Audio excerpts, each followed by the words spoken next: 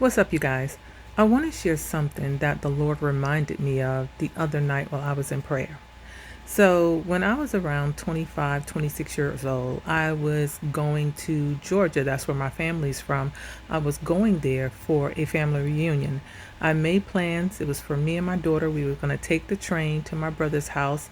And from there, he was going to ride us into the town in Georgia where we're all from. And we were going to have our family reunion there. So in my 20s, I was nowhere near saved. I was a party girl. Monday through Friday, I worked. But on the weekends, I went out. It was me and my friends. So we always went clubbing and went to the party. But on my way to the reunion, I felt kind of strange, just like I didn't want to go. Like the closer I got to the town, the more uncomfortable I felt. And this was something that I couldn't shake it. I felt like I was trying to hold back tears. I kept asking myself, like, what is going on? Like, I didn't understand as I was going down there. I didn't understand why I was feeling this way. I was feeling kind of spacey and I couldn't really describe what I was going through. So I said, God, what's happening? Like, what's going on with me? I grew up Pentecostal, but I wasn't saved. And I left the church when I was 18. So I said to myself, well, somebody has to be feeling like this. Like, I have family that's saved. So I went to one of my older brothers who was a minister. And I said to him, I said, I feel kind of weird. Like I don't want to be here. And he said to me, he was like, girl, that's because you haven't seen everybody in a while. You'll be okay. So I just said, okay. Then I went to an aunt who she was like a big influence on my family about getting saved. And I told her how I was feeling. And she said something, whatever she said. I really don't remember what she said, but I still felt uneasy. I was like, I got to talk to someone. I just didn't feel quite right about the situation. Then I saw my brother Steve, who's about 2 years older than me, and I knew he went to church. That's all I knew. So I went over to him to talk to him about the way I was feeling. And when I told him, he grabbed my hand and he said, let's pray. And after that prayer, he said that the devil was plotting for me to return back to Brooklyn, but I was not going to return back with my daughter.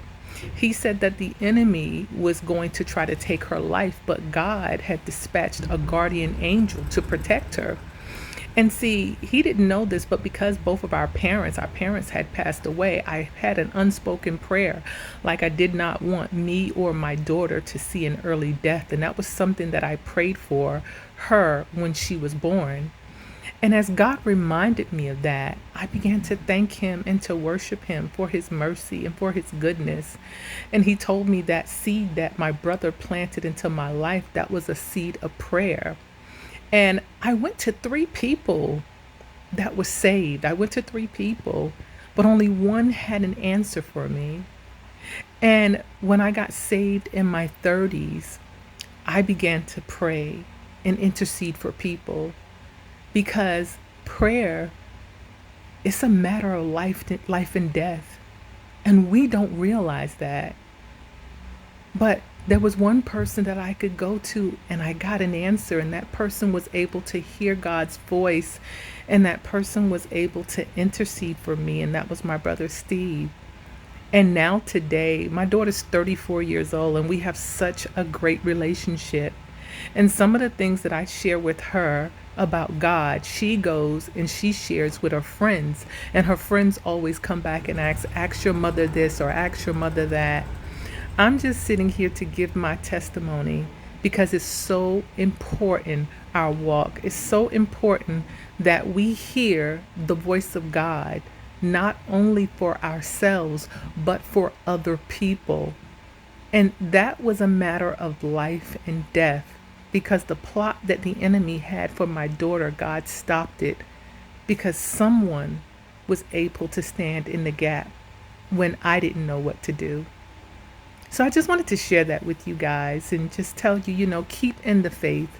And whatever you do, let it be real and let it be unto God and allow it to be selfless so that God will be able to use you. You guys stay blessed.